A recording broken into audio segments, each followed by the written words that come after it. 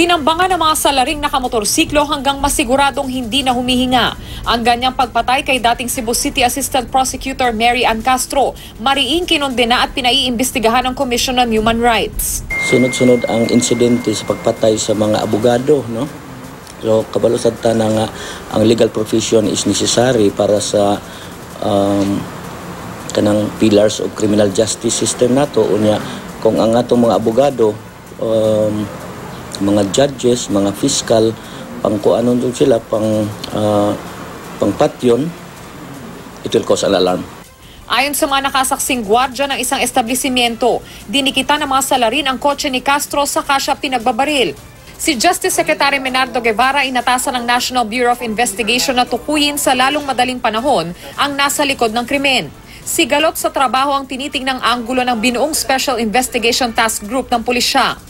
Pinagbabaril na nahulog pa sa ilog ang minamanehong multicab. Yan naman ang sinapit ni Barangay Captain Johnny Arriesgado sa San Fernando, Cebu.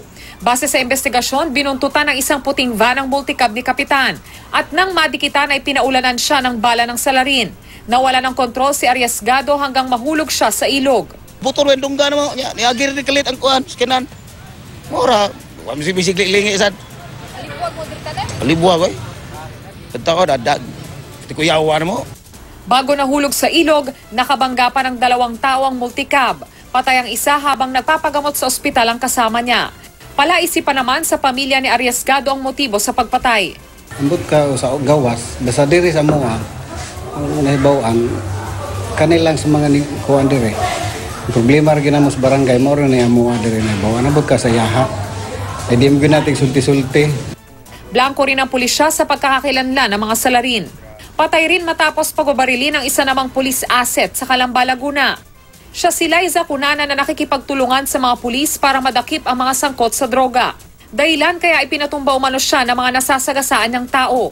Sugatan sa paumaril ang kanyang kinakasama.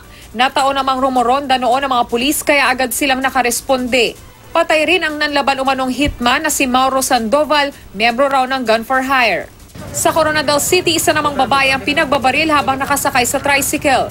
Dating traffic enforcer daw ang biktimang si Jenny Agustin. Ayon sa mga nakasaksi, 2 salaring nakamotorsiklo ang nagtumba kay Agustin. Bago ang paumaril, nakatanggap na raw ng death threat ang biktima. Hindi pa tukoy kung sino ang nagbanta at kung ano ang motibo. Von Aquino, GMA News.